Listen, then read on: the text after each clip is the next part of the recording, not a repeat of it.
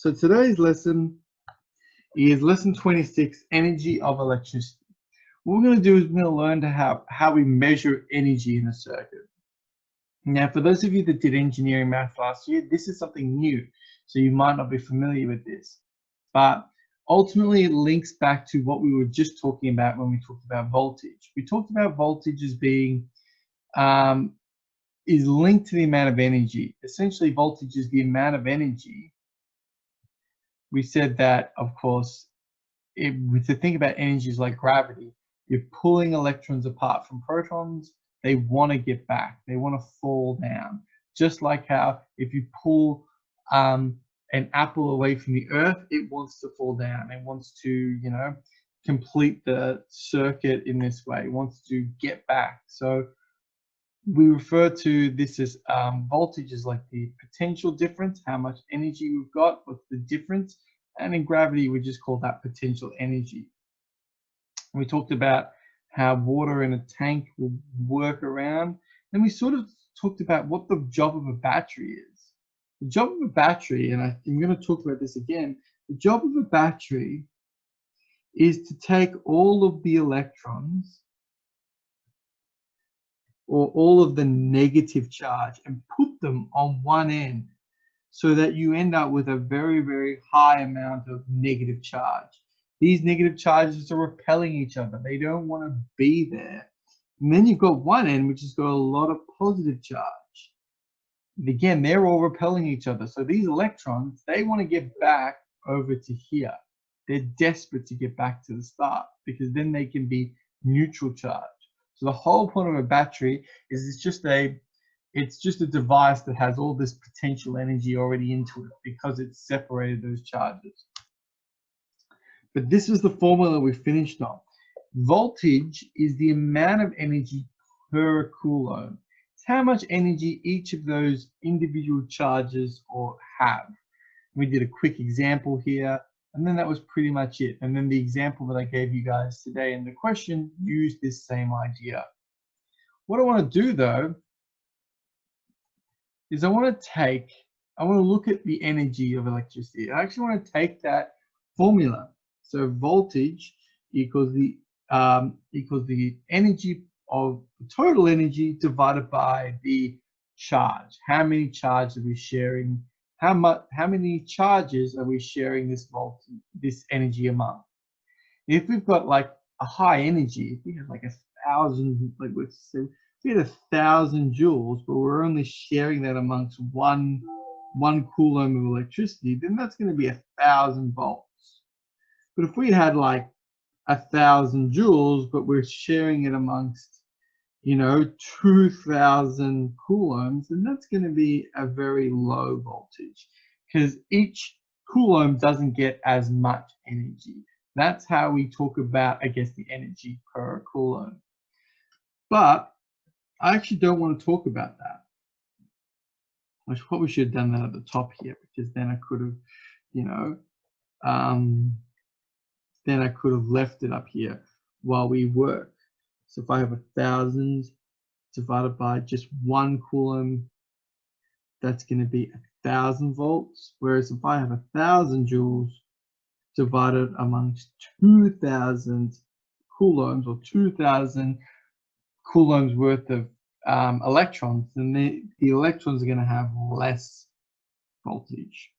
So, okay, so what?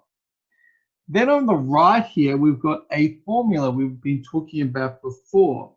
I is Q over T. The current, or how quickly the flow of electrons is moving, is dependent on the charge, how many charges are moving, and how quickly they are moving past a particular point.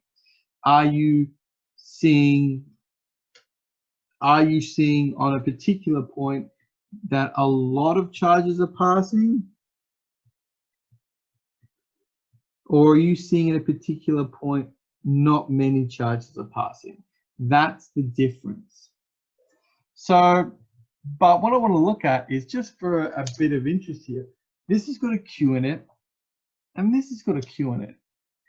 So what I thought about doing is, well, what if I did this? Voltage E What if I moved, come on, what if I instead move the, pardon me, I've just got a bit of an issue with, whoa. What if I instead move this Q to the other side? So VQ equals the energy. And what if I move this T to the other side? Q equals IT. Okay? What that's going to mean, right, is if I combine these together, I'm going to get the form E equals VQ. But then I'm going to replace the Q with this. I actually end up with the formula E equals VIT. E equals VIT. Hold on a sec.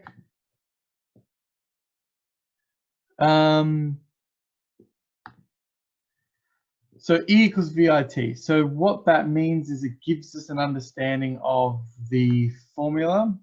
Hold on a sec. I've just got something going on. And I'll quickly tell you about why E equals VIT is a useful formula for us.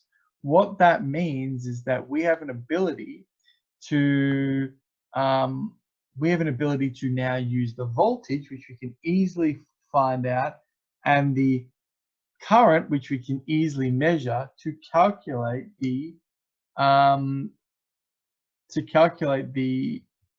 amount of energy that's being delivered. Oh, I've just lost the slide. What's going on here?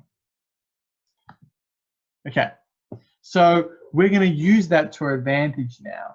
How can we use that? How can we calculate the amount of energy? Well, let's figure it out. So I'm going to take an example. We're going to take this chunky wire here. Now, a piece of metal is called is connected to a 240 volt outlet. If 12.5 amps pass through that wire in 150 seconds, how much energy is released by the metal coil? Well, let's do this question together. Well, so we've got ourselves 240 volts. So V equals 240. We've got a current I equals, in this case, 12.5 amps. Okay. And then we've got a T. T is 150 seconds. Now, that T could be something else. That T could be given to us in minutes, which means we'd have to transfer it to seconds. That voltage could have been given to us as kilovolts, in which case we'd have to change it to just regular volts. So we can now combine these together. E equals VIT. The voltage, 240 times 12.5 times 150 will give us the energy. Can someone tell me what energy that will give us? Either in chat or out loud, it's up to you.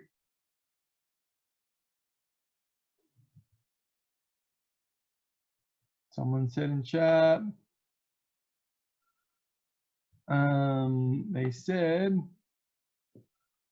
450,000. Yep, that looks pretty good to me. 450,000 joules. Okay, so 400. I actually gave the answer away because then I was going to say, what's the units of energy? But you guys probably already know it's joules. Or 450 kilojoules. You know, doesn't matter which one you do. I just thought I'd put the kilojoules example in there just so that you guys knew it.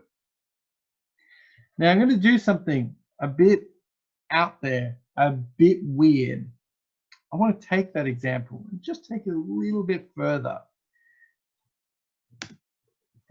If that coil, and this is actually the picture that I've shown you here is actually a coil from a kettle, is placed in a kettle that contains 1 kilogram of water, how hot would the water get after receiving this energy? Well, we now know that we put in 450,000 joules. I can actually take that 450,000 joules and say, well, energy equals the mass of the water times the specific heat of the water times the change in temperature. If I know that I've got 1 kilogram of water, if I know that I've got 1 kilogram of water and the specific heat's 14184, and I have 450,000 joules, I can work out the change in temperature. And if I work out that, and I can do that pretty, someone may have already beaten me to the punch. Is it 107.55? I will work this out myself, but it should be 450,000 divided by 4184 gives you 107.55. Now 107.55 degrees Celsius, or degrees. Now that's a bit of a weird thing to do here. I know that some of you guys are being like, whoa, Mr. Greer, slow down. Some of you guys are thinking in your head, Mr. Greer, this is electricity. We've already finished like thermodynamics, sir. We've done. Why are you talking about that now? I wanted to quickly say to you guys again, these things are all linked. When I talk about energy, we can talk about energy in electricity and then take that idea and go run straight back to thermodynamics, or take that idea and go straight to motion, which we haven't talked about yet, but yeah, energy applies in motion as well. Some of you guys, can I get an idea? Why do you think, now we know that we can't heat 0 degree water to 107 degrees, 107.55. What do you think's happening here? Can someone tell me, why do you think the answer comes out to be 107 and not 100 degrees? Does anyone have any ideas why this might be the case? Oop.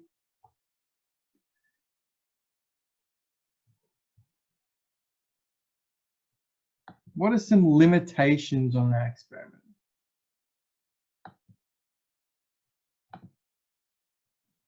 Hung has no idea.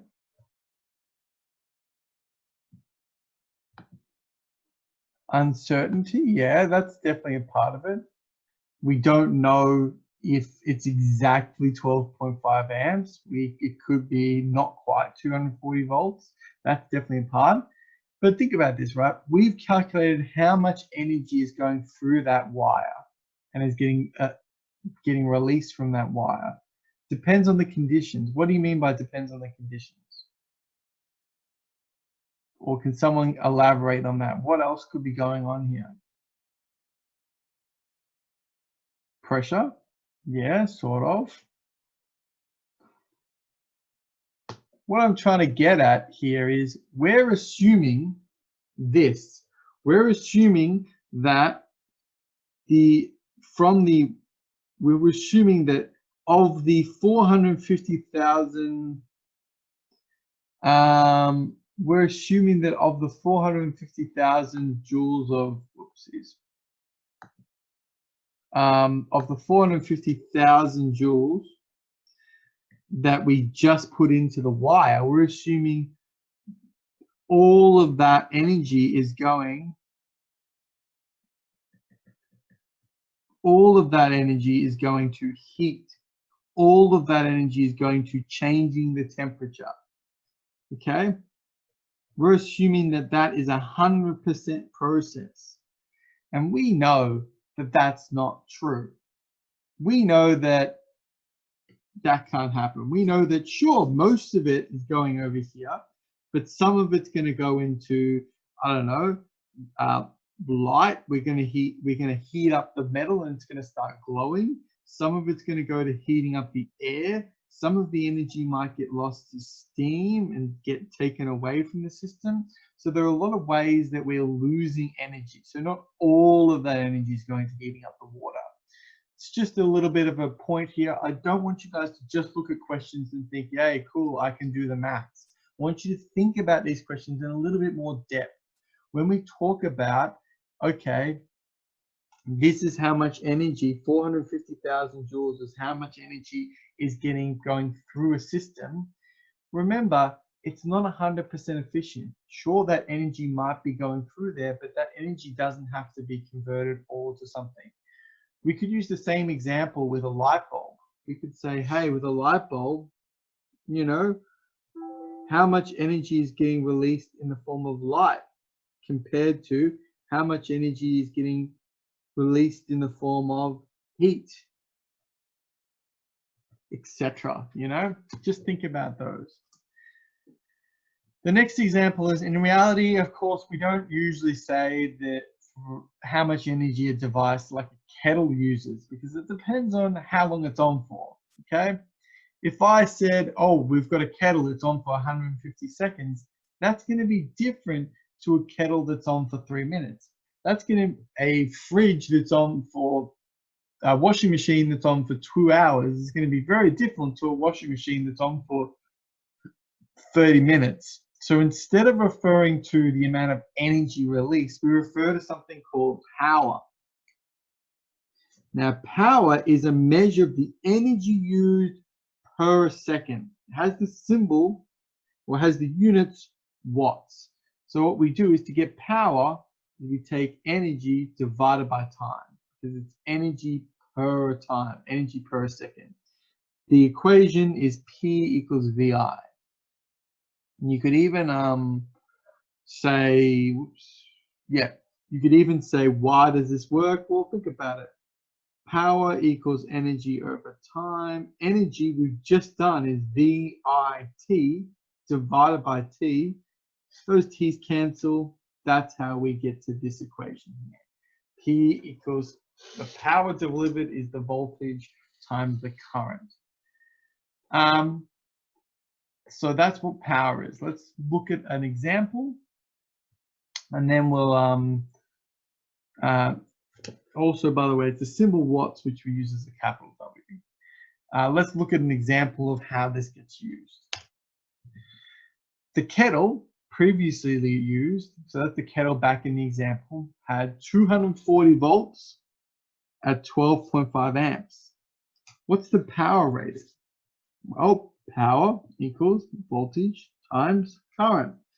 The voltage is 240, the current is 12.5. So what is 240 times 12.5?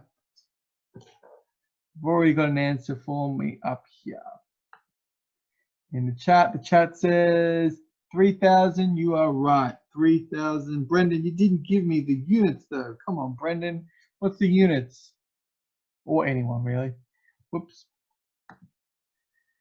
3,000, 3K watts. Thank you, Brendan. Good job. 3,000 watts.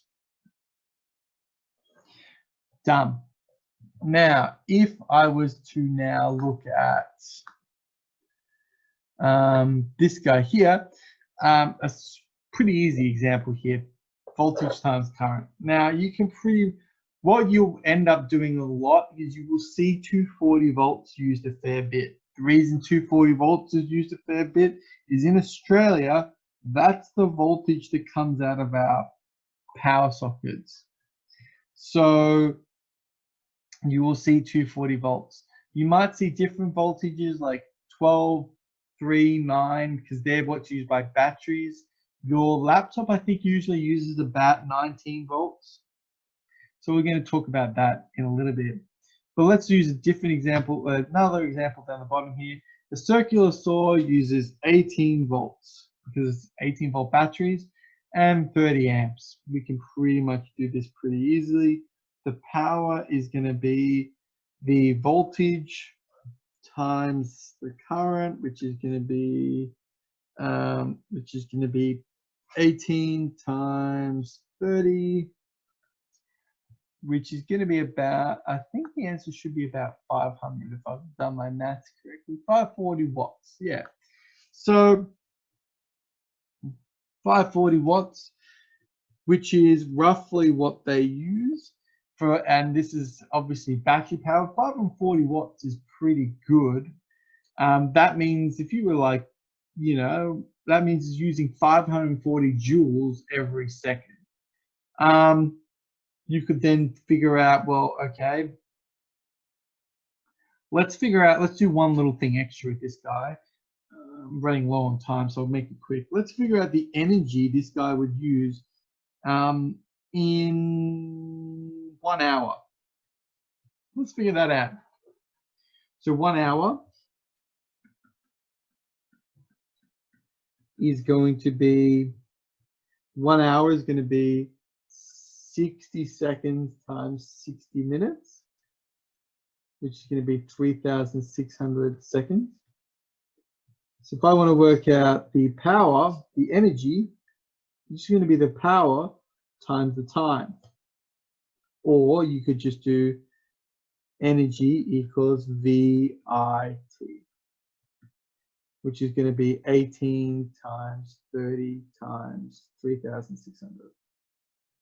Or you could just go 540 times 3,600. Both of these will give you the same answer. So if they give you a power, you can easily go back, because remember, and if you're not sure where I pulled this formula from, remember, I've just gone P equals E over T, and then move the T over to the other side. Some people have already given me an answer, which was 1944. Let's double check that. I'm going to do this myself just so I've got the answer. 540 times 3,600 gives me 1944 000. 1944 000 joules, or 1944 kilojoules. Yeah, so there we go. One last example I've got here. A garage door needs 350 watts to operate. If it's plugged into mains power receives 240 volts, what is the current? Well, let's tackle this guy here. The power is given here. P equals 350 watts. The voltage is given here. V equals 240. And they're asking for the current. So the current is going to be unknown. So we would grab our formula. What formula has P, V, and I in it? Well, the formula that has P, V, and I in it is power equals voltage times current. Therefore, the power, but I want to know the current. So therefore, I'm going to rearrange this formula by making I the subject. I'm going to divide both sides by V. P divided by V, that's going to give me my current. Our power is 350 watts divided by 240. 350 divided by 240. Oh, what the whoopsies. 350 divided by 240 gives me 1.46. Yeah, we'll call that 6. 1.46 amps.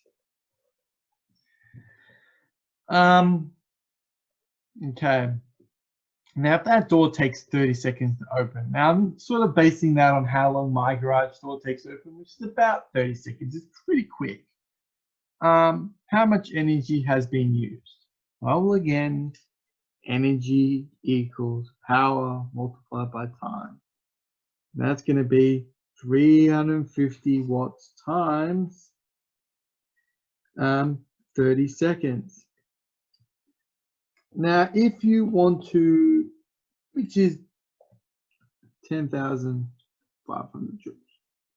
If you wanted to instead do, E equals VIT, you could use E equals VIT using the V that you've got here, the I that you've just found out.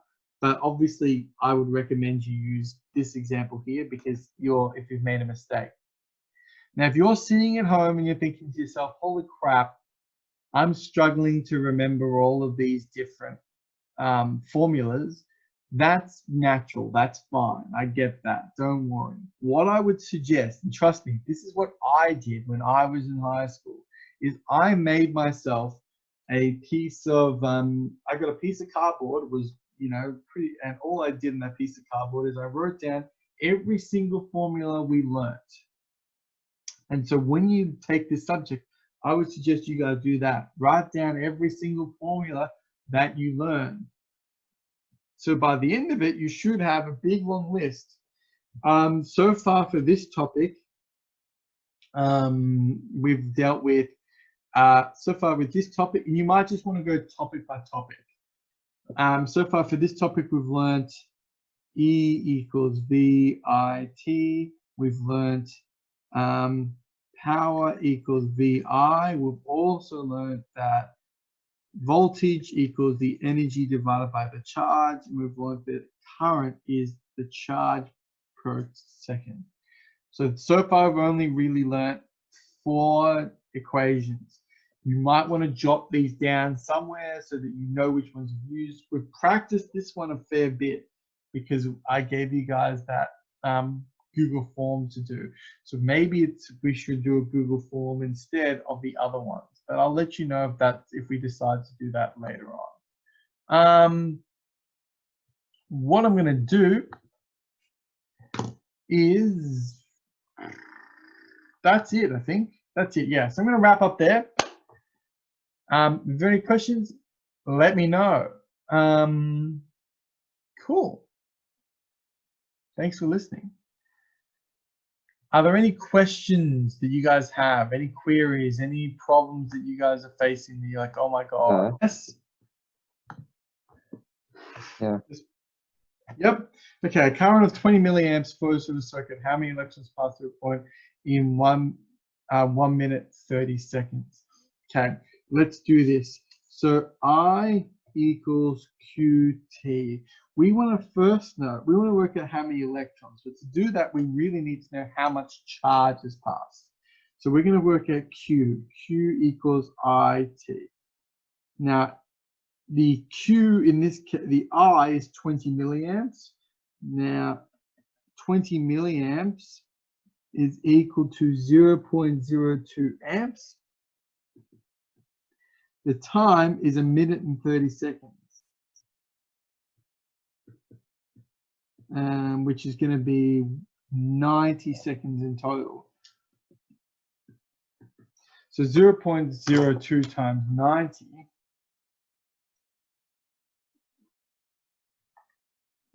that's going to give us 1.8 coulombs. Great, cool, but that's not the answer. The question asks for how many electrons pass through a point in the circuit. So we need to now say, well, if I've got 1.8 coulombs, and I know the charge on an electron is 1.6 times 10 to the negative 19, I want to know how many of these guys will fit into 1.8 coulombs. And that will give us 1.8 divided by 1.6 times 10 to the negative 19 gives us 1.125. 1.125 times 10 to the power of 19 electrons. That's how I solved that particular problem. I decided to make it a little bit difficult because I wanted to give like a last question to be a bit of a challenge, but I wanted to sort of say, right, once you worked out how many coulombs you've got, you can easily then work out, well, not easily, but then you can then say, well, okay, how many electrons will it take to make up that amount of coulombs? I know the electrons have a charge which is really, really small, 1.6. We're going to need a lot of them. Does that help, or is that what you guys tried to do, or Yeah, I What? just got it wrong by like Yeah, it helped to. hundredths or something. Yeah, that's all right. It might be just a part that's gone a little bit wrong. But yeah, that's just sort of how I would do it. And I was just sort of trying to give you guys a little bit of a challenge at the end. Ultimately, I was happy with how everyone went on that. And most people got like all the questions correct, or most of them correct. This one was just sort of like a at the end, hey, let's put a difficult challenge question there. So that's how you would do that one there. Remember, when you know how many coulombs you've got, you can very easily then go to how many electrons that means. All right, guys, we're out of time.